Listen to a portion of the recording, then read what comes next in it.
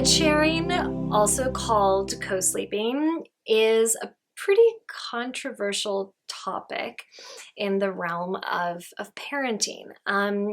It's it's a gray area for many people. So before I really get into this video, I want to make it really clear that I am not advocating for bed sharing. I'm not trying to make a blanket statement that it's safe for everybody.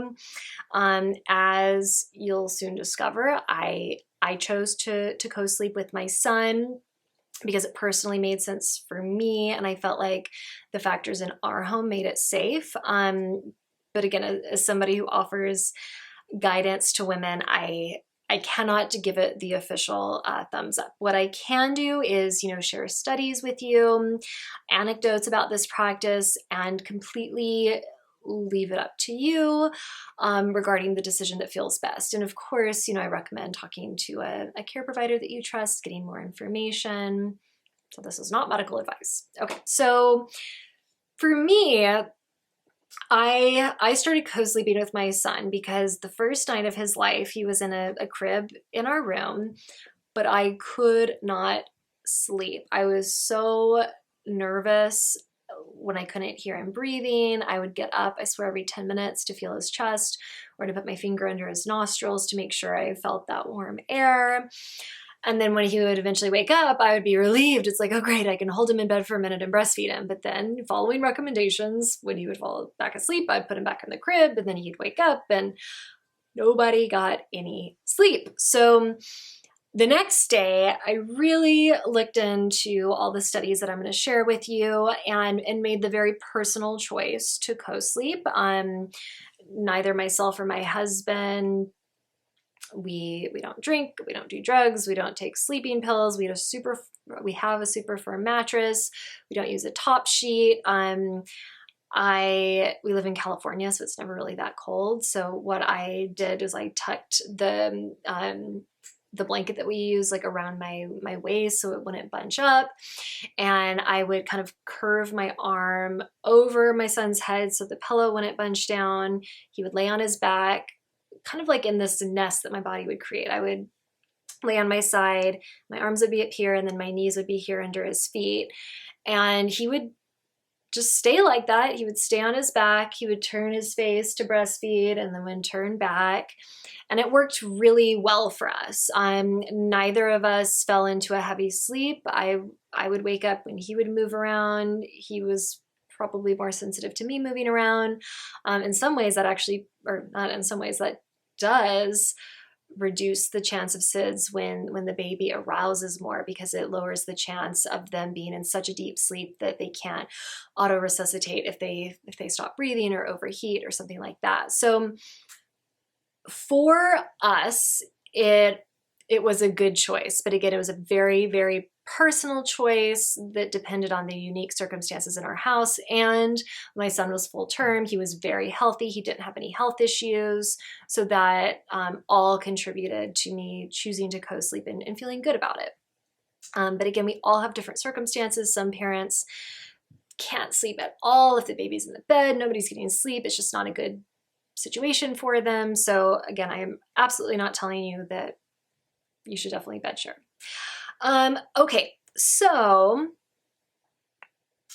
what I want to do is share information from a lot of studies that I found helpful, and then you can take that information and make an informed choice, hopefully, that works well for your family. So, and if you want a list of all of the resources that I used for this video, just make a comment below and I can email it to you so you can look into all of these studies more.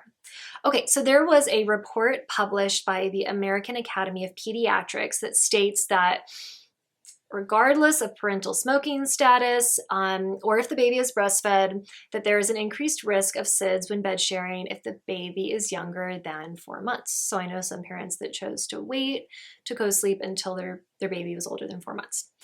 There was a study in Morbidity and Mortality Weekly report that in 2015, and they found that 61% of respondents from a pregnancy risk assessment monitoring system reported bed sharing with their infant, at least some of the time. So more people than we realize actually bed share with their infant. According to a study published in Pediatrics, breastfeeding infants who routinely shared a bed with their mother breastfed approximately 3 times longer during the night than infants who slept separately.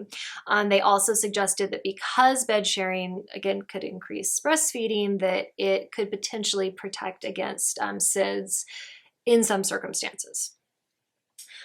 Okay, so there was another study in pediatrics, and it analyzed 250 cases of sudden infant death syndrome in New Jersey. And bed sharing was reported in 39 of 239 of the cases, 39% of 239 of the cases.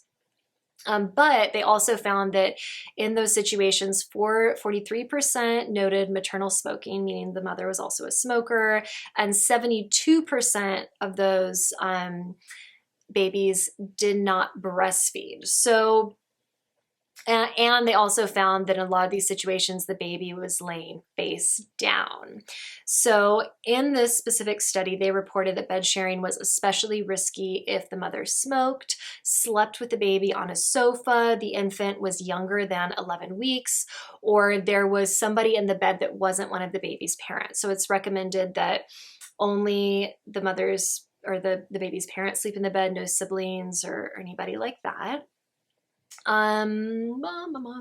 Okay, there was also a study in the British Medical Journal that suggested that the risk of bed sharing seems to be more connected to infants that are exposed to secondhand smoke than the possibility of the baby rolling over or the parent rolling over on the baby or overheating. So maternal smoking is a really big risk factor for bed sharing. It's something, if you're a smoker, if your partner's a smoker, you don't want to bed share.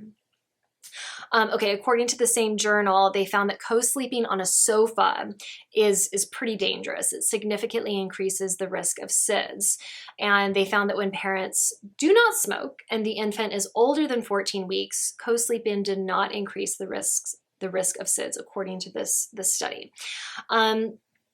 And they also found that the SIDS risk for younger infants seems more to be associated with the consumption of alcohol, parental consumption of alcohol, overcrowded housing conditions, extreme parental tiredness, and the infant being under a duvet. Okay, and okay, so my takeaway from a lot of those studies is that the risk of co-sleeping is not the same across the board. It largely depends on the health of the baby, the risk factors in the sleeping environment. So those are really important considerations when deciding if you want to bed share or not. And in the next video, I'm going to go through really specific suggestions for if you do want to bed share, how to make sure you're doing it in a really safe way. Okay, so those were studies done by, medical professionals, but I also think it's important to look at the findings of anthropologists, experts in the field of human behavior and cultures, because I think a lot of the information that they found about bed sharing is of equal importance. So one of the ones that I found most interesting was an anthropologist, James McKenna at the University of Notre Dame, performed a really comprehensive sleeping study that found that mothers create this type of shield around their babies as they sleep. I kind of mentioned that in my story about co-sleeping in the beginning. And so being in this shield helps the baby to regulate their heart rate, and carbon dioxide coming from the mother it creates this little cloud around the baby that actually prompts the baby to breathe. So it encourages the baby to continue breathing. They also observed that the baby really doesn't move around during sleep, but stayed next to the mother, and a lot of times their face would point towards the mother's breast. And it was like the mother's body, they found that it created this micro environment that essentially taught the baby's body how to stay alive.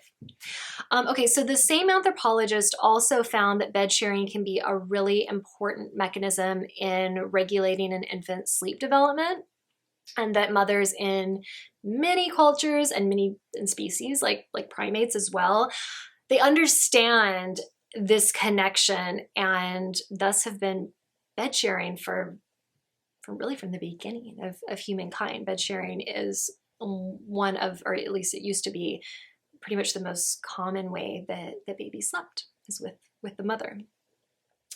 Okay. It's also interesting to note, so there was a study published in the journal Pediatrics, and they noted that Japan, where bed sharing is incredibly common, they have the lowest rate of SIDS in the world, and the United States has one of the highest. So data also shows that cultures where, again, co-sleeping, breastfeeding are the norm, they either have no cases of SIDS or really low rates of SIDS. So again, one of the biggest things we hear about bed sharing is like, oh, it incredibly increases the chance of SIDS, but these findings show that if it's a healthy baby in a safe sleeping environment, that it could actually lower the risk factors, or it could actually lower the chance of SIDS. So just something to keep in mind. Okay, studies have also shown, and this is something that I experienced firsthand, is that bed sharing causes the mother and infant to spend more time in a lighter sleep. And a lot of times they often arouse at the same times. And this is really supportive of infants that might have trouble waking themselves if their body experiences some kind of complication, like if they have sleep apnea and they start to hold their breath. Being with the mother helps them arouse and get out of that pattern of holding the breath. Okay. Let's see. Oh, I think it's interesting to note, it's really common practice in Bali to hold the infant until they fall asleep. And then they usually have the baby sleep in the parent's bed because they believe that the baby is vulnerable to spirit risks during sleep. So that's why they want to keep the baby near. Okay. So finally, the last study I'm going to note was by an anthropologist named Helen Ball that found that parents who bed shared with their breastfed babies had safer sleeping conditions than parents who bed shared with formula-fed babies. So for whatever reason, the circumstances that are created by a mother and infant that breastfed created a safer sleeping circumstance. A lot of times those babies are sleeping on their back. And as I noted in a video that I made about SIDS, breastfeeding significantly lowers the baby's chance of developing SIDS. So just another side note. Okay, so in the next video, I'm going to share really specific things that you can do to make bed sharing safer, ideas on how to decide if that is what you want to do. Of course, I always recommend including your medical care provider, the pediatrician specifically, in this decision. Anyways, I hope me spewing out all these studies is helpful. Let me know if you have any questions below, or again, want a list of all of my sources. There are a lot of them for this video. All right, thanks for watching.